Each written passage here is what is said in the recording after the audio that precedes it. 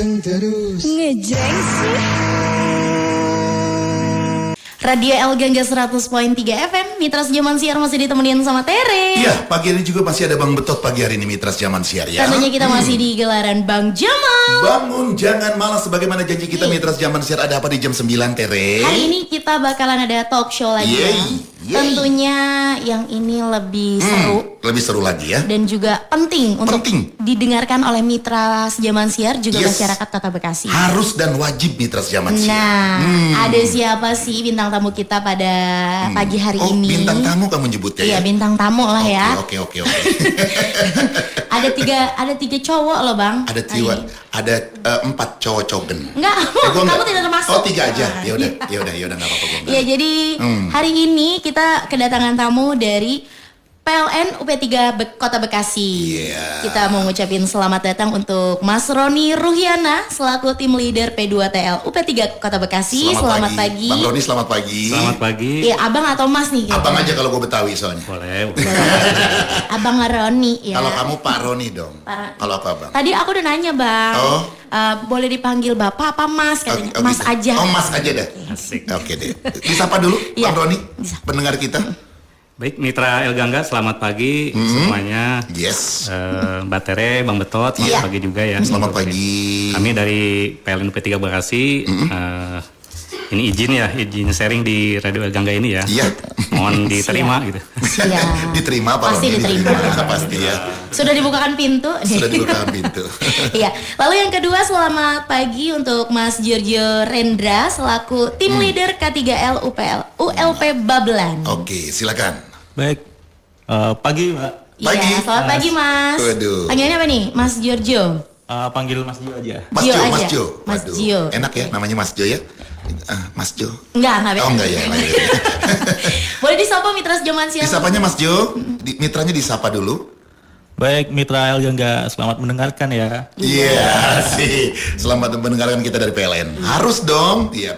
Ada satu lagi, Re? Satu lagi, selamat datang dan selamat pagi untuk Mas Alvarez. Mas Alvarez. Tim leader K3LU LP Bantar Gebang. Waduh, Bantar Gebang, selamat pagi Mas Alfa. Baik, selamat pagi Bang. Pendengar Bang Jamal, Mitra Gangga, Bang Betot, Mbak Asik. Tere. Iya, selamat pagi Mas Alvarez. Sehat semuanya ya? Yes. Mas-mas semua ya? Iya. Sehat. Kita walaupun baru ketemu Re, tapi kayaknya widih luar biasa nih Luar Re. biasa ya? Iya. Sudah mulai ini ya? Baik. Mulai tegang? Kagak dong. Oke, Mitra Zaman Siar, jadi nanti seperti biasa ya Re ya, kita dengarkan langsung nanti apa yang disampaikan dari abang-abang kita di mengenai PLN. Dan juga nanti Mitra Zaman Siar boleh ikutan untuk bertanya-tanya ya Re ya, di WhatsApp-nya El Gangga ya Re ya. Iya, di 0811186003. Oke. Akan dibuka di segmen ketiga dan Mitra juga harus tahu nih, tema kita hari ini adalah tentang keselamatan ketenaga listrikan dan bahaya pemakaian listrik ilegal. Itu penting banget. Ayo kumpul semuanya, pantengin karena kita akan langsung mulai berbincang-bincang tentunya. Jadi keselamatan masyarakat umum di sekitar infrastruktur PLN ini sangat penting untuk mencegah risiko bahaya seperti kebakaran, kecelakaan listrik dan juga gangguan operasional. Jadi perusahaan listrik negara atau PLN, unit pelaksana pelayanan pelanggan UP3 Bekasi, hari ini akan berbincang-bincang dengan kita tentunya dan juga pendengar setia Mitra Zaman Siar wajib banget untuk pantengin. Langsung aja nih pertanyaan mungkin langsung sama Pak Roni dulu ya, yang udah siap ya. Yang mana yang siap? Yang mana Mas aja yang Roni, siap? Mas Roni, yang mana aja yang siap ya? Pokoknya ada 3 orang ini yang mana aja yang siap Re ya. Untuk tujuan utama nih, Mas Roni, tujuan utama program keselamatan masyarakat umum tuh apa aja nih? Seperti apa dan mungkin boleh awal mulanya gimana gitu diceritakan dulu tentang keselamatan masyarakat. Tentang ketenaga listrikan dan juga bahaya pemakaian listrik ilegal. Tapi mungkin untuk pemakaian listrik ilegalnya bisa nanti ya. Baik, silakan Bang Roni, silakan. Baik, terima kasih Mbak Rere, Bang Betot, dan Mitra El Gangga. Ini tujuan program keselamatan masyarakat umum adalah yang pertama ya nih, meningkatkan kesadaran masyarakat. Jadi masyarakat umum itu diharapkan memahami resiko yang terkait dengan instalasi listrik dan infrastruktur yang dikelola oleh PLN, serta cara-cara aman untuk bisa berinteraksi dengan lingkungan yang berpotensi bahaya. Nah, itu yang pertama ya.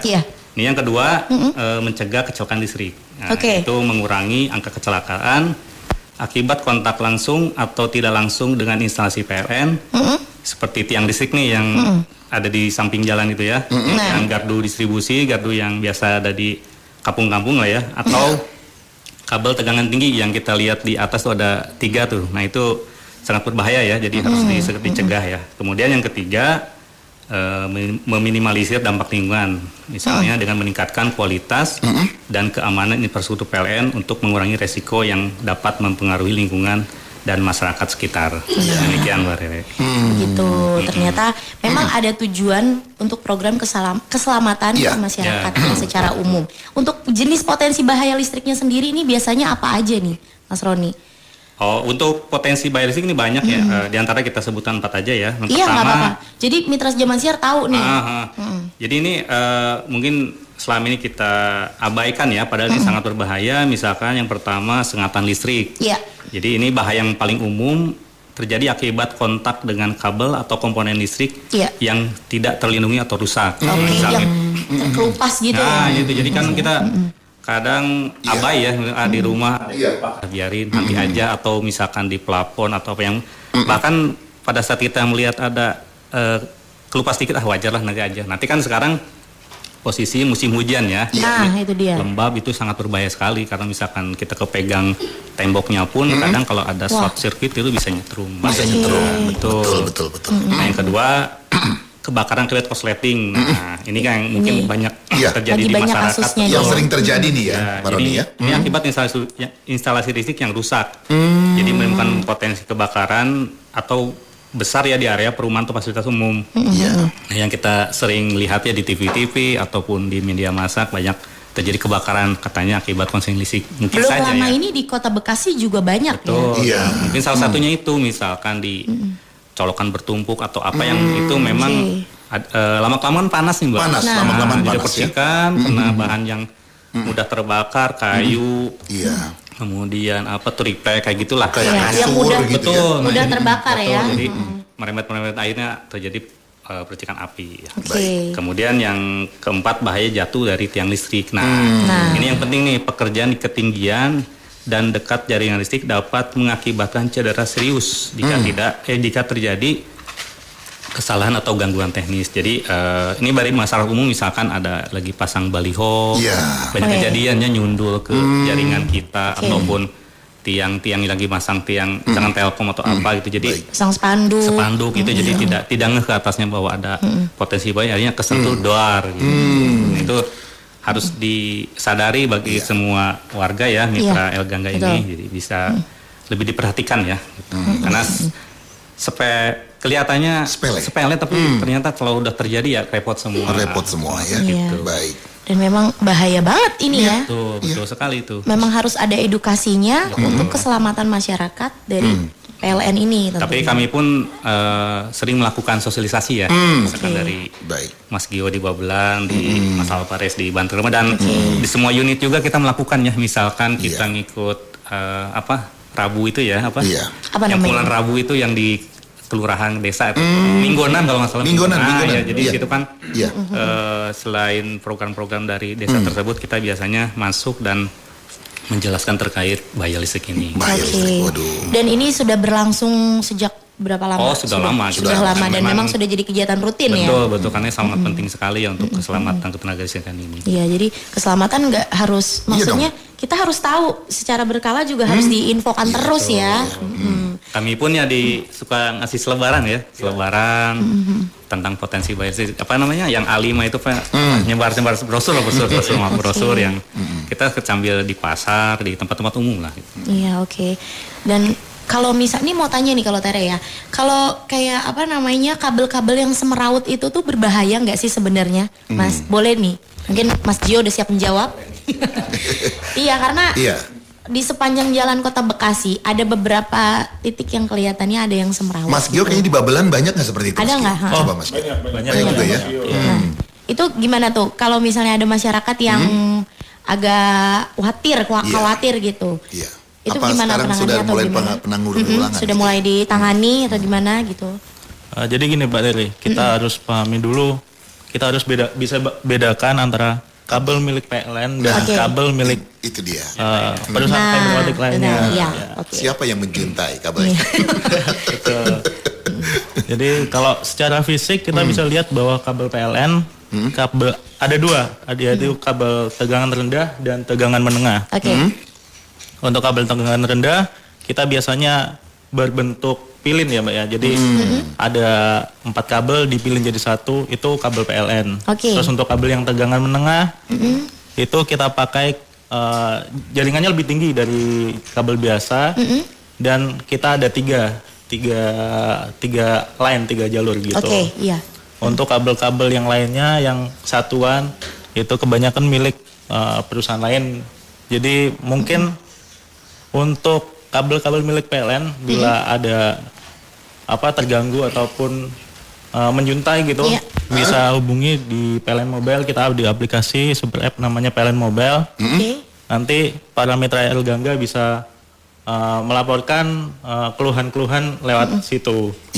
Itu. Biasanya langsung ya, responnya langsung ya Mas ya. Betul. Jadi karena di lingkungan saya juga ada gardu listrik nih. Meledak ya istilahnya ya. Langsung saat itu juga langsung datang tuh PLN tuh ya. Benar ya? Betul. Jadi di tiap daerah, di tiap di Kota Bekasi, pasti kalau misalnya kita lapor langsung datang nih, langsung ya. Langsung. Pengaduan ya. Memang kita ada ini ada call center ya. Ada call center ya. Kita ada 24 jam pelayanan di mana pada saat ada gangguan apapun atau keluhan apapun langsung direspon dan dari tim comment center itu langsung mendistribusikan ke tempat kejadian di ULP mana. Nah itu ULP maksudnya di wilayah kerja PLN mana nih, misalkan ada di wilayah Babelan nanti langsung ke operator dan petugas yang ada di Babelan. Jadi langsung pas respon. Untuk nomornya atau yang bisa dihubungi itu ada apa? Paling untuk sekarang kita lebih kepada yang tadi super app itu PLN Mobile, bisa di-download di Play Store ya. Nanti dimasukkan dulu. Jadi aplikasi ya. Aplikasi karena itu kan lebih cepat dan gratis lah ya aplikasi. Jadi kita tinggal masukin di menu keluhan atau pengaduan, nanti di situ kan ada item-item, pilih yang padam sendiri atau padam semua, itu ada pilihannya. Jadi sudah lebih canggih dan lebih cepat ya? Ya pasti lebih cepat. Baik. Gue mau ke Bang Alfa dong. Bang Alfa orang Bantar Gebang. Gue juga karena gue tahu banget Bantar Gebang itu bagaimana. Bang Alfa bisa sampai sejauh mana nih untuk di Bantar Gebang? Untuk kayak kabel menjuntai dan juga untuk perlistrikan di Bantar Gebang. Baik, Bang Betot. Iya. Jadi emang benar banget ya pertanyaannya Mbak Tere tadi ya. Jadi memang masyarakat ini banyak belum tahu Bang. Belum tahu terkait mana yang kabel PLN, mana yang kabel telekomunikasi. Seringnya malah seperti itu. Jadi memang tadi udah disampaikan sama Mas Gio, memang yang satu-satu tuh banyak yang sembraut Bang, yang kadang jatuh, kadang banyak lah ke atas ke bawah gitu. Itu memang bukan kabelnya milik PLN. Kabel PLN itu pasti kabel yang terpilin seperti tali tambang ya, seperti tali tambang di sisi TR, dan memang kita pasti biasa menggantung di tiang PLN dan tidak jatuh-jatuh sampai ke bawah karena kita memang punya standar terkait peletakan kabel tersebut. Dan di Bantar Gebang sendiri juga memang banyak ya Bang, banyak kabel-kabel telekomunikasi seperti itu. Bahkan itu banyak yang menumpang jatuhnya ke tiang PLN. Itu ya. Karena mungkin mereka tidak bisa mengurus izin atau penanaman tiang atau seperti apa, malah kadang kebanyakan pelaksananya tuh nariknya pada malam-malam, subuh-subuh, nyuri-nyuri waktu tuh Bang. Yang kita nggak tahu ya. Yang kita nggak tahu. Jadi dari sisi PLN juga susah untuk mengawal hal itu tidak terjadi. Tapi memang dengan udah kita melakukan edukasi kepada masyarakat semakin tahu dan bisa memilah lah mana yang pekerjaan kadang diam-diam nggak jelas atau memang pekerjaan PLN. Baik. Nah, untuk langkah keselamatannya sendiri nih yang diterapkan oleh PLN UP3 Bekasi apa saja nih, Mas Roni mungkin ya? Mas Roni atau Pak Alfa juga boleh? Iya boleh. Boleh. Baik, biasanya yang sering kita lakukan pasti di setiap asetnya PLN, di mana-mana kita ada tanda bahaya, Bang. Gitu ya. Jadi memang ada informasi yang awas tegangan tinggi misalnya gitu, iya benar, atau berbahaya. Tapi memang pada prinsipnya aset-aset kita yang di lapangan seperti gardu dan lain-lain di masyarakat umum itu sebenarnya sudah diperhitungkan keamanannya. Keamanannya ya. Ya, dari ada lemari yang di bawah dan yang berbahaya di atas itu semua udah diperhitungkan. Dan memang biasanya kita lakukan penguncian gembok-gembok untuk lemari-lemari yang di bawah. Jadi memang sudah aman untuk masyarakat umum. Kemudian patroli rutin. Ada patroli rutinnya juga ya? Ada Bang Betot. Jadi memang petugas-petugas kita di lapangan itu selalu melaksanakan patroli rutin, termasuk dari sisi kita yang di bagian K3 kalau Mas Gio di Babelan, saya di Bantar Gebang. Nah, kita pasti melakukan inspeksi rutin terkait pekerjaan-pekerjaan masyarakat umum di lapangan. Jadi seringnya memang masyarakat itu kebanyakan tidak mengetahui bahayanya, Bang. Benar. Tidak tahu yang mana kabel PLN. Akhirnya karena coba-coba kurang edukasi itu yang sering terjadi kecelakaan masyarakat umum. Nah, jadi memang kita patroli, ya harapannya patroli di lapangan itu kita bisa menemukan hal-hal yang berbahaya dan kita bisa mencegah itu supaya tidak terjadi. Betul. Kemudian sosialisasi. Sekarang ini Mbak Rere, Bang Betot, kita lagi gencar kalau K3 di Bekasi, kita door to door sosialisasi. Door to door sekarang ya. Langsung ini pun lagi sosialisasi nih. Ini bagian dari sosialisasi kita. Baik. Selain seperti hal ini yang kita laksanakan, kita memang setiap hari pasti jalan ke lapangan, ketemu masyarakat, kita coba tanyakan, kita edukasi tentang listrik gitu. Bahayanya agar mereka lebih mengetahui. Kemudian selain dari radio, kita door to door, kita juga sering melaksanakan sosialisasi ke sekolah-sekolah dan komunitas. Betul. Iya betul ya. Sekolah-sekolah itu penting sih. Betul. Jadi memang karena ada bahaya terkait seperti anak-anak main layangan, Bang. Betul. Main layangan ini memang anak-anak bahkan bapaknya ikut main juga. Bapaknya yang ikut main. Awalnya bapaknya. Bapaknya yang resep bapaknya. Iya, Bang Betot main juga. Main, Pak. Coba lihat badannya kereng gitu. Kejemur. Jadi memang kita lakukan edukasi supaya anak-anak sekolah itu tahu memang kalau bermain layangan jangan dibawa jaringan listrik seperti itu. Komunitas biasanya komunitas apa nih? Kemarin kita baru sosialisasi sama komunitas ibu-ibu. Iya. Ibu-ibu. Tapi memang ibu-ibu yang mempunyai anak juga memang akhirnya kita sasaran kita ke anak-anak kebanyakan. Seperti itu, Mbak. Jadi itu tadi ya langkah-langkah keselamatan yang sudah diterapkan oleh PLN UP3 Kota Bekasi. Tapi mungkin bukan hanya di Kota Bekasi saja ya, tapi di setiap kota tentunya. Nah, Mitra Zaman Siar, perbincangan kita semakin seru, semakin pastinya. Penting sekali nih. Penting banget. Masyarakat dan juga Mitra Zaman Siar wajib banget untuk pantengin, tapi karena ada yang mau lewat dulu. Nanti kita kembali lagi. Nanti kita kembali lagi. Jangan kemana-mana. Kemana-mana jangan. Tetap di Gelaran Bang Jamal. Bangun jangan malas. Panteng terus. Ngejreng sih. Masih bersama dengan Tere. Ada juga Bang Betot pagi hari ini masih di El Gangga Bekasi. Betul, masih di Gelaran Bang Jamal. Bangun jangan malas, masih seru banget ya Re ya. Hari ini kita sedang berbincang-bincang dengan PLN UP3 Kota Bekasi. Ada Mas Roni selaku tim leader P2TL UP3 Kota Bekasi. Ada Mas Gio juga selaku tim leader K3L ULP Babelan. Juga ada Mas Alvarez selaku tim leader K3L ULP Bantar Gebang. Tadi kita udah dengar langsung ya Re dari 3 narasumber, ternyata bahaya banget bahaya listrik itu Re ya. Jadi makanya Mitra Zaman Siar ikuti terus talkshow kita sampai tuntas ya Re ya. Biar tahu. Bukan bahaya maksudnya, kita sedang memberikan sosialisasi. Supaya bagaimana nih Mitra nih menjaga keselamatan. Iya itu Re, penting banget apalagi sekarang kemarin musim panas ya Re. Sekarang udah musim hujan. Nah ini perwakilan aja sih dari ibu-ibu. Oh dari ibu-ibu ya? Iya karena Tere juga udah jadi ibu-ibu gitu. Mungkin boleh Mas Alfa menerangkan nih cara menghindari bahaya listrik di dalam rumah nih. Biasanya ibu-ibu kan keseringan di dalam rumah nih nggak tahu apa salah colok atau salah colok. Bukan. Colok itu loh, kabel maksudnya. Iya. Atau ngejetrekin apa gitu, ngejetrekin ya. Dia ingat bentar lagi pemilihan wali kota udah menyolok aja. Iya. Gimana Mas? Oke, silakan Mas Alfa. Iya Mbak, bener banget ya. Jadi memang lebih banyak kekhawatiran ibu-ibu di rumah ya, buat anak-anak di rumah. Jadi memang bahaya listrik dalam rumah ini tuh kita harus bisa menghindari. Kita bisa menghindari supaya tidak menimbulkan risiko kesetrum atau mungkin kebakaran, Mbak. Nah, yang pertama jaga peralatan listrik agar tetap kering. Jadi memang peralatan listrik kita kayak colokan dan segala macam itu di rumah itu memang harus jauh posisinya dari yang namanya air-airan. Jadi jangan ada di sekitar kamar mandi mungkin sebaiknya, ataupun kalau di kamar mandi di tempat yang kering. Jangan ada juga di sekitaran wastafel atau apa, karena memang berbahaya sekali itu. Nah memang karena air itu adalah konduktor yang sangat kuat, jadi bisa menghantarkan listrik. Jadi kombinasi air dan listrik itu bisa mengakibatkan sengatan yang mematikan. Nah, jadi memang buat ibu-ibu semua, buat Mbak Rere juga. Tere. Oh Tere ya, maaf. Bagusan Rere tahu? Saya gugup lihat Bang Betot. Tuh kan, gugupnya lihat Bang Betot, bukan lihat kamu, Re. Jadi gitu Bang. Jadi memang harus peralatan listrik dipastikan kering di rumahnya. Kemudian yang kedua, pastikan penyebab gangguan listrik di rumah. Jadi memang kebanyakan korsleting listrik di rumah itu terjadi akibat beban yang berlebih. Jadi memang pemakaian dari Mbak, apalagi zaman sekarang ya semua serba handphone, serba Bekasi lagi panas banget kan Mbak, pasti di rumah pada pakai AC, banyak banget AC-nya. Oh sekaligus itu. Bagus Mbak.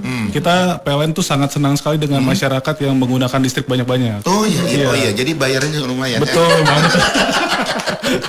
Jadi memang beban yang berlebih itu sebaiknya disesuaikan juga dengan penggunaan itu dengan instalasi listrik yang bagus, sesuai dalam arti sesuai. Saya suka ngejepret, pakai kulkas, AC, listrik, dispenser, setrika itu jepret semua. Dan terus gue tanya lagi, AC-nya berapa?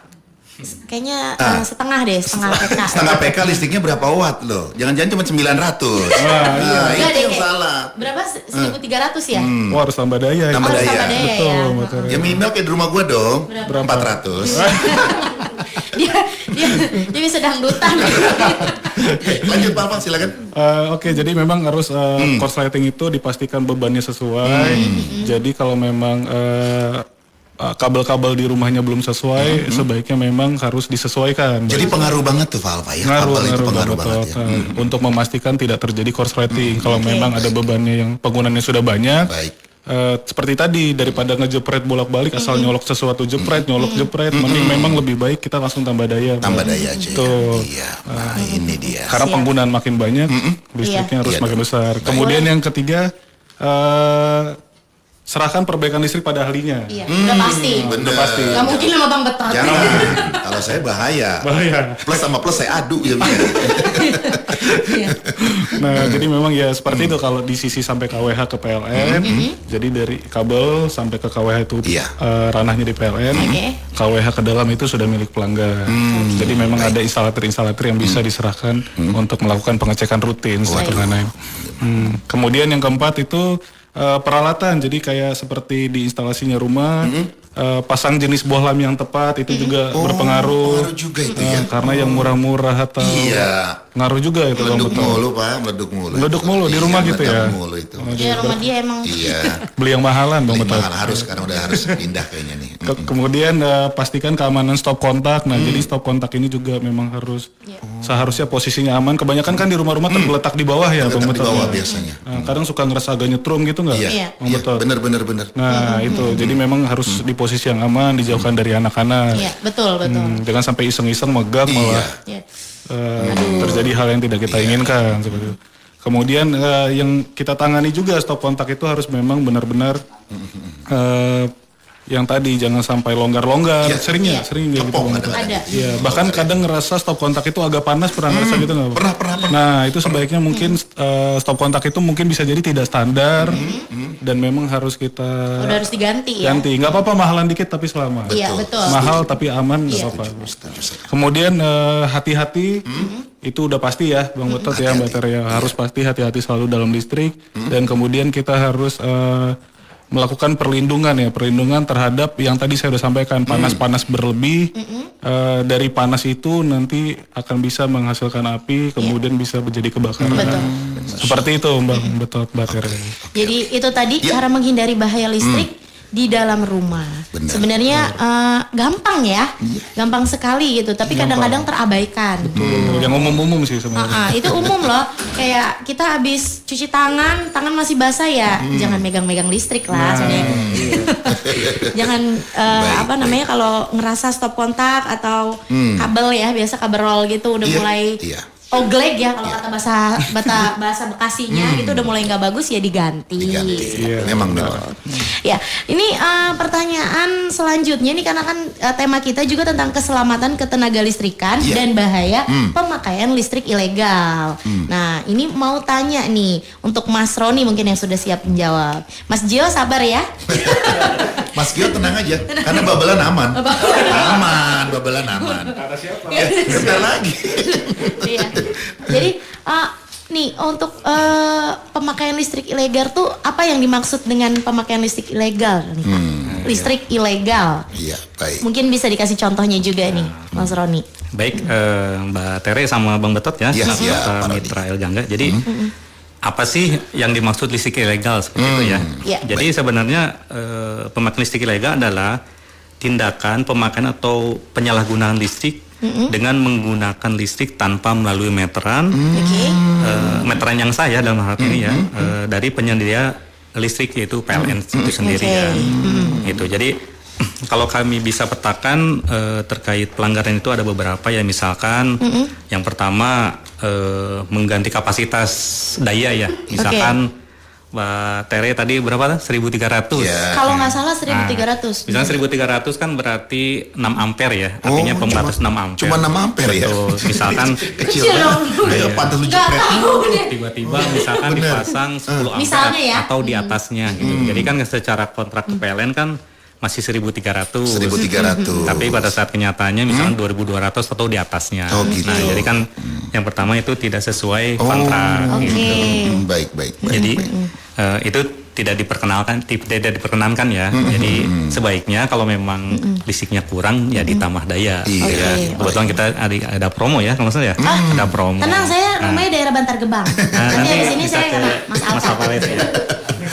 Yang kedua ada golongan kedua gitu ya, pelanggaran yang memang mempengaruhi pengukuran energi. Pengukuran energi. Misalkan seharusnya dipakai 100 kWh. Ini misalkan di otak-atik, sisanya cuma 50 ke PLN-nya. Gitu. Ada ya itu ya? Ada. Wow. Banyak nggak nih kasusnya nih? Ya sepanjang perjalanan sih banyak. Nakal ya. Jadi nakal ya. Kan kita kan istilahnya jual beli ya, pelanggan itu. Jadi ngejual sekian ya bayarnya sekian. Jadi ada kalanya memang di masyarakat itu ya itu pakainya berapa, dibayarnya berapa gitu. Itu jelas sebagai pemakaian listrik yang ilegal lah. Kemudian kemudian yang ketiga ini kombinasi ya antara dayanya dirubah juga dengan KWH-nya di otak-atik juga gitu. Itu lumayan agak berat. Ada juga. Berat. Jadi tanggung mungkin ya. Batas dayanya dilebihin, KWH-nya juga disekat supaya tidak seluruhnya terukur. Banyak juga ya tentang ilegal ini ya. Betul. Baik. Untuk dampak negatifnya nih apa nih, Mas nih? Pemakaian listrik ilegal nih. Jadi kita seperti yang tadi disampaikan Mas Alvarez, jadi dampak negatif itu memang yang pertama yang tadi itu K2 keselamatan ketenaga listrikan. Yang pertama itu membahayakan keselamatan itu sendiri ya, karena instalasi itu misalnya tidak standar nih. Biasa kalau yang ilegal itu jarang sekali yang standar ya. Jadi menyebabkan korsleting yang tadi disebutkan. Kemudian yang kedua ya jelas merugikan negara ya dalam hal ini PLN ya. Kemudian menyebabkan distribusi listrik tidak merata yang bisa mengganggu pasokan ke pelanggan yang sah. Nah, jadi kita ikut rugi juga ya. Jadi misalkan dalam satu wilayah itu kapasitas listriknya untuk 100 orang misalkan, dengan komposisinya sudah disebutkan di kontrak sekian, tiba-tiba di antara pelanggan tersebut ada yang memakai lebih, sehingga menyebabkan korslet untuk padam keseluruhan. Kabelnya misalnya terbakar, akhirnya yang sah pun ikut merasakan dampaknya. Demikian. Baik. Jadi tidak boleh ya mitra Sobat Siar, apalagi mitra di Bekasi ini tidak diperbolehkan. Ada ininya enggak?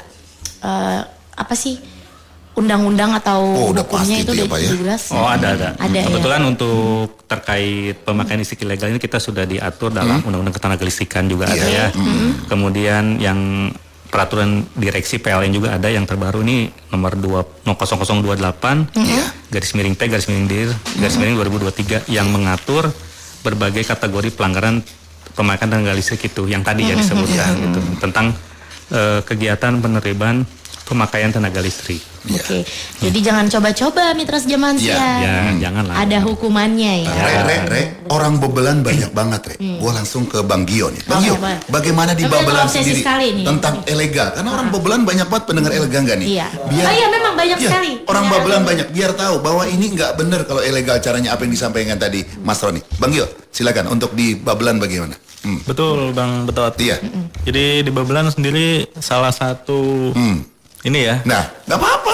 Biar orang Babelan tahu bahwa ini nggak benar, ini ilegal tuh nggak bisa dibiarkan. Betul. Jadi seperti yang disampaikan Pak Roni tadi bahwa banyak sekali pelanggaran yang terjadi di mana di khususnya di UP3 Bekasi, di ULP Babelan.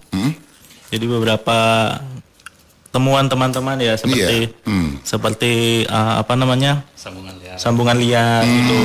Jadi menyambung langsung dari mana? Dari tiang ke rumah. Baik. Jadi hal itu juga kalau secara keselamatan masyarakat umum itu berbahaya sekali. Berbahaya, betul. Betul, karena dari listrik ke sambungan rumah mereka tidak ada pengamanan gitu. Iya betul. Jadi kita nggak ada meteran. Jadi hal itu yang sering terjadi bisa menyebabkan kebakaran. Jadi karena tidak ada pengaman, ketika terjadi hubung singkat atau korsleting, jadi kita tidak ada pengamanan. Jadi rumah itu apa ya Pak Doni ya? Jadi kurang aman. Iya. Jadi kurang aman. Iya, baik. Iya, Nah, oke. Boleh menambahkan? Boleh, Bang Roni. Boleh silakan, Mas Roni silakan. Kita itu memang secara kewilayahan kita kan di UFP3 Bekasi ya. UFP3 Bekasi itu kan kalau istilahnya cabang ya. Cabang. Jadi kita punya wilayah-wilayah kerja di mana yang pertama ULP Bekasi Kota. ULP Bekasi Kota ya. Termasuk radio ini masuk ke dalam ULP Bekasi Kota yang di belakang gitu. Baik. Kemudian di ULP Medan Satria. Oke. ULP Medan Satria itu berarti batasannya dari Grand Mall mungkin ya sampai patung apa tuh yang di timur itu, apa Jakarta Timur itu batasnya. Oh iya ada kemudian perbatasan. betul. Jadi kemudian ULP Babelan nih Mas Gio berarti kan, kemudian ULP Bantar Gebang Mas Alpares, kemudian ULP Mustika Jaya itu Cimuning di sana. Cimuning ya. Dan yang terakhir ULP Prima Bekasi. Nah kalau ini yang menangani daya-daya besar kayak pabrik-pabrik yang dayanya memang di atas 197 kVA. Wih, gede banget ya. Nah, jadi dalam rutinitas sehari-harinya kami pun setiap hari melaksanakan kegiatan penertiban ya. Jadi kami itu ada 58 tim. Nah, itu tersebar di ULP tersebut di mana setiap harinya mobile ya memeriksa ke tempat pelanggan. Kemudian mereka memeriksa salah satunya yaitu memastikan keselamatan ketenagalistrikan itu. Karena yang tadi sambungan tidak langsung tanpa melalui APP itu alat pengukur dan pembatas. Nah, kemudian itu hanya milik PLN ya? Ya betul, itu tidak boleh diutak-atik. Kemudian memastikan kondisinya baik, normal, dan tidak ada potensi pemakaian secara ilegal. Nah, kalau memang ada, misalnya ditemukan, nah itu akan ditindak sesuai yang sesuai yang tadi aturan main tadi. Sudah ada aturan. Baik. Ini terkait dengan pertanyaan juga nih, sudah ada yang masuk pertanyaan dari mitra sejaman siang. Soal pemakaian listrik ilegal nih. Mungkin boleh dibacain sebentar ya Pak ya, Mas? Boleh. Ada siapa? Karena ini juga menyangkut dengan pembahasan kita. Nah, ini dari Ediko di Kaliabang Tengah. Kaliabang Tengah ya. Mohon infonya, mas-mas semua. Seringkali saya menjumpai orang yang hajatan sering ngelos listrik katanya. Itu dengan bantuan karyawan PLN. Apakah itu legal? Nah, jadi ada nggak persyaratan atau mungkin kita mau hajatan nih? Bisa mengajukan bisa mengajukan atau bagaimana mungkin? Baik. Jadi kita ada beberapa prosedur ya, di mana untuk mengurus pesta listrik sementara untuk hajatan, pesta listrik itu ya, atau memang untuk proyek pembangunan konstruksi. Nah, misalkan pembangunan apa kan perlu ngelas, gerinda itu kan perlu listrik ya. Mungkin pada saat dia membuka lahan itu belum ada jaringan listrik. Belum ada jaringan. Artinya dia juga untuk sementara saja, setelah beres mungkin dia mengajukan daya yang lebih besar lagi. Tapi untuk sementara waktu proses ini mungkin dayanya tidak terlalu besar. Nah, itu bisa. Yang pertama kalau mau yang pertama yaitu persiapan dokumen. Dokumen itu artian pertama fotokopi pemohon lah. Fotokopi pemohon. Kan biar jelas kita juga siapa yang ngajuin kan gitu. Apa sih betot yang hajatan ini kan? Kemudian alamat lagi, Bang? alamat lengkap, lokasi, acara hajatan atau proyek. Kemudian ini yang terpenting nih kebutuhan daya listrik. Kebutuhan daya listriknya berapa gitu? Nah ya jangan sampai nanti di tengah-tengah hajatan lagi enak betot joget-joget, padam gitu. Jadi lampunya. Untuk biasanya yang tahu biasanya orang sound system lah ya. Kebutuhannya berapa sih? Nah nanti kita layani. Nah, itu yang kemudian selanjutnya untuk mengajukan permohonan. Nah kita boleh tuh di aplikasi PLN Mobile ya, lewat ponsel kita sudah bisa. wajib punya berarti ya. Ini kayaknya ini super app ya, jadi semua keluhan, semua kebutuhan tentang PLN ada di sini. Ada di situ. PLN Mobile. Pasang baru, beli token, kemudian pengaduan. Nah, termasuk yang ini nanti kita pilih di penyambungan sementara. Nanti kita butuhkan, masukin data. Kan kalau di PLN Mobile kita udah masuk data nih, termasuk tagging lokasi udah kedetek, jadi petugas langsung bisa ke lapangan. Iya, betul. Kemudian pilih daya yang dibutuhkan. Misalkan Mbak Tere tadi disebut 300, misalkan mau hajatan nih ke 4.400 bisa. Nanti ada tahapan-tahapannya untuk diselesaikan. Iya. Atau datang kantor PLN bisa. Langsung lebih ya. Gitu. Kalau misalnya mungkin kan orang tua biasanya ini agak susah lewat handphone langsung datang ke kantor PLN boleh, misalnya atau gitu lewat call center 123 bisa. Bisa ya. Jadi bisa datang langsung ke kantor PLN dan mengajukan permohonan listrik sementara. Jadi untuk Mas Ediko ini legal ya, asal sudah mengajukan permohonan ke PLN. Dan bisa dilihat ciri-cirinya ya. Pertama kalau misalkan biasanya di si hajat itu punya struk ya, karena kan ada prosesnya itu kita bayar register namanya. Bayar register itu bisa di mana saja, bisa di Indomaret, Alfamart itu nanti keluar struk. Itu sebagai bukti bahwa kita memang sudah berdaftar ke PLN dan resmi gitu ya. Gitu, ada surveinya dulu nih. Nah iya, kalau memang kebutuhannya agak besar nih untuk proyek pembangunan apa tuh biasanya kan dayanya gede tuh. Biasanya dari tim teknik tuh mengecek juga ya kondisi barangkali di wilayah tersebut secara ininya udah overload misalkan. Nanti kita dicari jalan keluarnya seperti apa, misalnya suplai dari gardu lain seperti apa. Jadi biar tercukupi, tidak di pertengahan jalan istilahnya tidak cukup, belum daya tersampai segitu, udah jepret. Sudah ngejepret ya. Oke, jadi itu tadi pertanyaan dari Mas Ediko sudah dijawab oleh Mas Roni. Jadi bisa kalau misalnya mau hajatan, mau punya pesta nih. Dan butuh tambahan daya, tapi dengan bantuan karyawan PLN dengan mengajukan tadi ya mengajukan permohonan mengurus pesta listrik sementara. Oke, Ediko terima kasih atur nuhun Ediko ya, yang punya Kali Abang Tengah. Iya, nanti kita kembali lagi. Nanti kita kembali karena ada yang mau lewat dulu. Jadi buat Mitra Sejaman Siar jangan kemana-mana. Setelah ini pertanyaan Mitra akan kita bacain nanti lagi. Kita bacain jadi jangan kemana-mana, tetap gelaran Bang Jamal. Bangun jangan malas. Panteng terus. Ngejreng sih. Radio LGG 100.3 FM, Mitra masih ditemenin sama Tere. Ya, ada Bang Betot juga, seru banget Mitra Zaman Siar. Waduh, banyak banget yang kita dapatkan nih dari PLN nih. Iya, PLN UP3 Kota Bekasi. Tentunya kita sedang diedukasi dengan tema kita pada hari ini tentang keselamatan. Keselamatan dan ketenaga listrikan dan bahaya pemakaian listrik ilegal. Benar. Nah, ini sudah di segmen ketiga, kita mau buka pertanyaan yang sudah masuk. Yang dari Mitra ya. 186.003. Iya. Ada Andi di Satria Jaya nih, Mas mau tanya, katanya tetangga saya bangun lantai 2 nih rumahnya nih. Terus di depan pintu lantai 2 pas banget kabel PLN dari tiang nih. Apa itu nggak bahaya? Mungkin abis ini Mas Andi mau langsung negor tetangganya. Silakan Mas Gio, silakan sampaikan Mas Gio. Baik Bang Betot. Jadi betul itu bahaya sekali. Jadi itu kalau bisa dihindari Karena hal itu dekat ya sama jaring listrik PLN, jadi dapat mengakibatkan korban jiwa. Jadi nggak apa-apa, langsung aja ditegur. Atau kalau memang udah kejadian, udah dibangun, silakan hubungi PLN lewat PLN Mobile tadi. Oh gitu ya. Jadi kita bisa laporkan, nanti diadukan ke PLN, nanti dari tim PLN nanti akan mengunjungi rumah tetangganya ya. Jadi langsung kita ke lokasi, kita kasih peringatan dan teguran gitu. Iya. Gitu. Udah pasti di situ kabel PLN duluan dia sebelum rumah itu katanya. Iya, jadi nggak mungkin gardunya yang pindah gitu. Oke. Semoga Pak Andi dapat jawaban yang ini ya. Nanti boleh ditegur langsung atau langsung lapor di PLN Mobile. Baik. Ada Pak Pri di Pengasinan Rawalumbu nih, mas-mas semuanya dari PLN.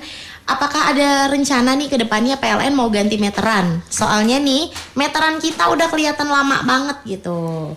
Boleh ada jawabannya mungkin dari Mas Roni? Boleh. Dari siapa tadi Pak? Pak Pri. Oh Pak Pri. Pak Pri di Pengasinan Rawalumbu.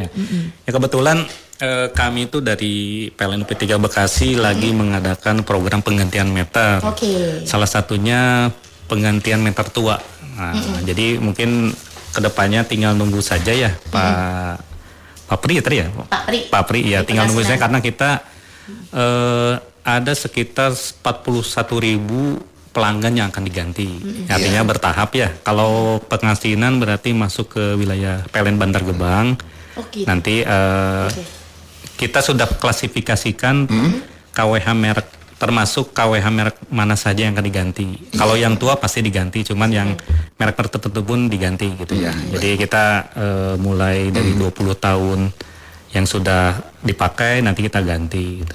Dan itu memang banyak sekali ya, hampir 41.000 kalau nggak salah ya. Sudah didata, tapi sudah ada data. Sudah, kita udah berjalan, data-data pelanggannya sudah kami pegang. Memang pelanggan kita kan di Bekasi itu sekitar 1 juta lebih lah, 1 juta lebih pelanggan itu termasuk dari pelanggan pasca bayar yang bulanan itu, kemudian pelanggan prabayar gitu ya. Jadi token, nah termasuk token juga ada yang diganti gitu. Jadi ada beberapa yang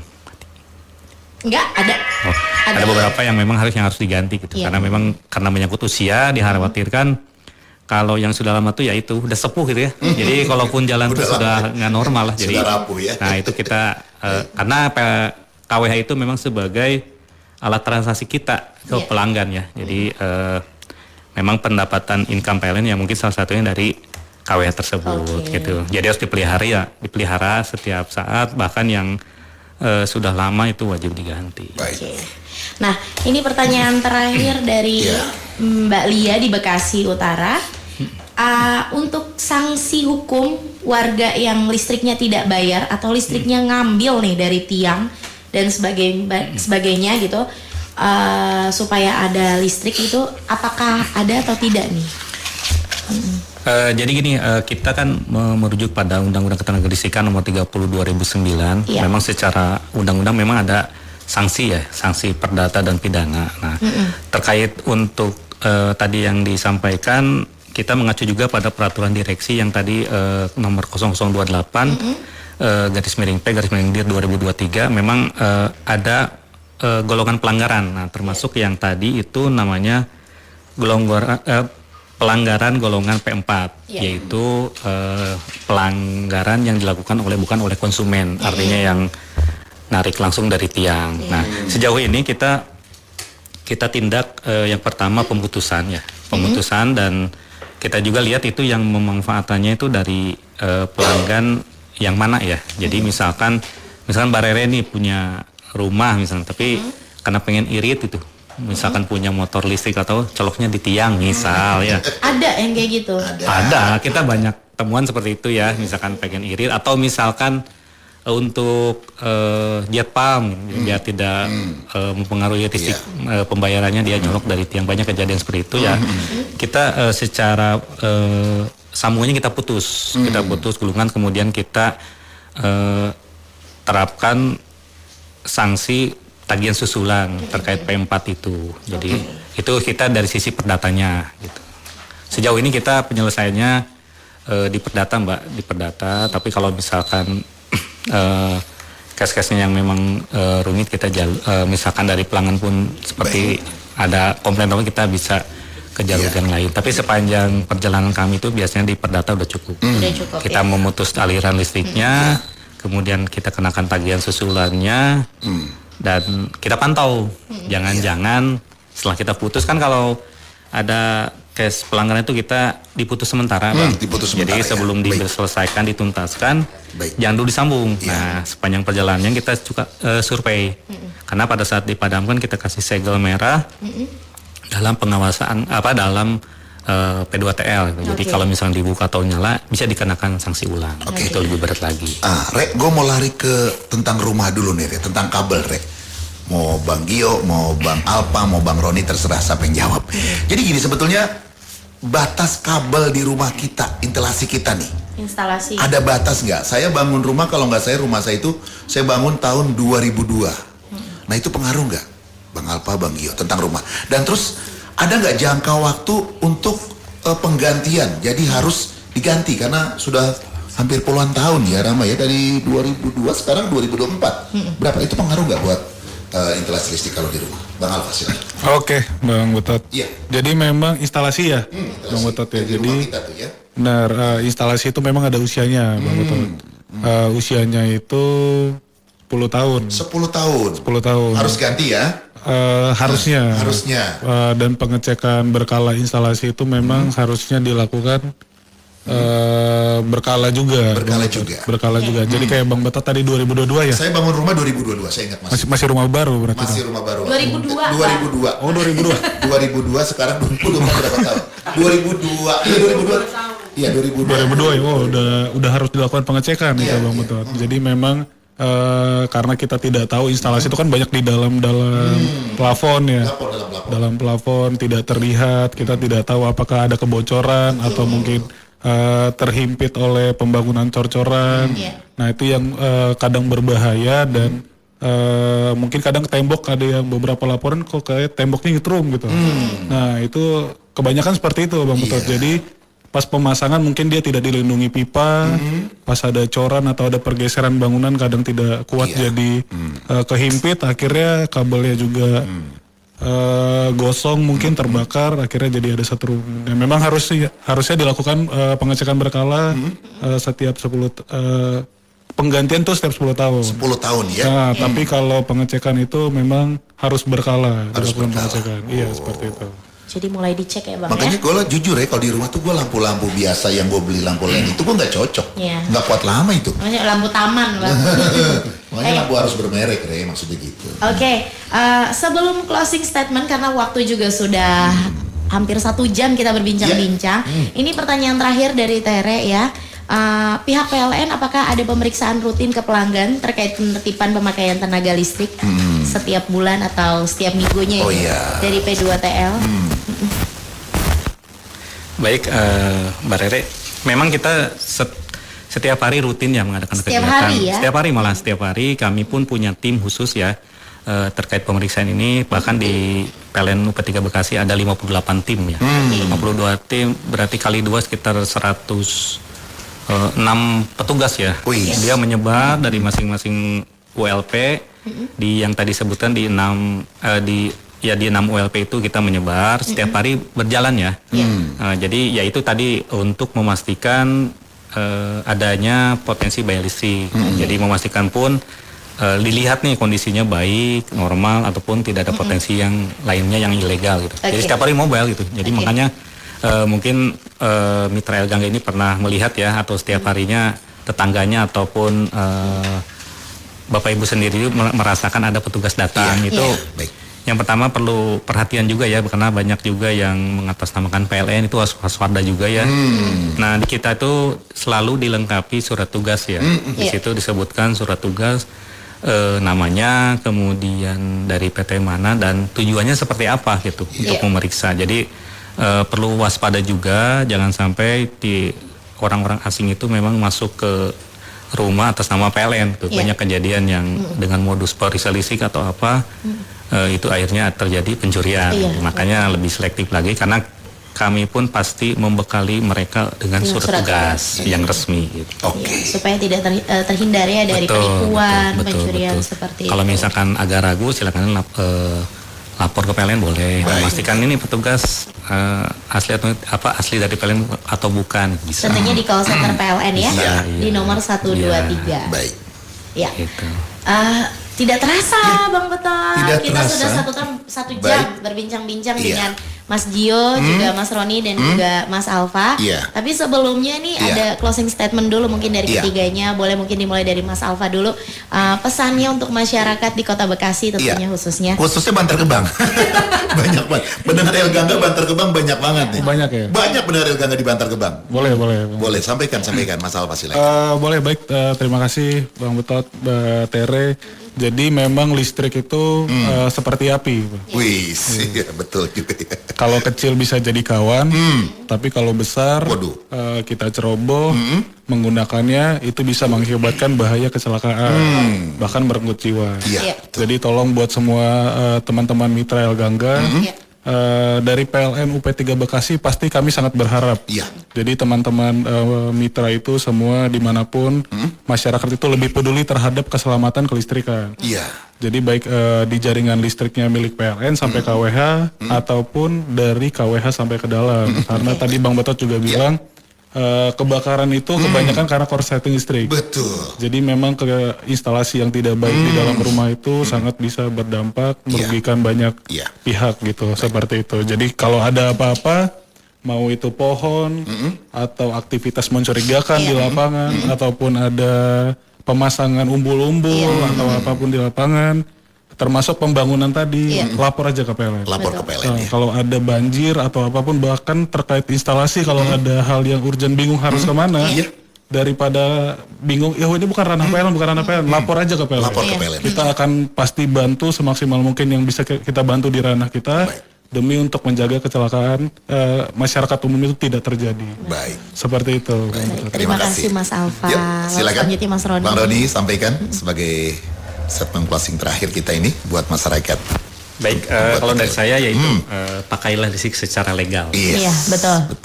Dan sah dan halal. Setuju sekali saya.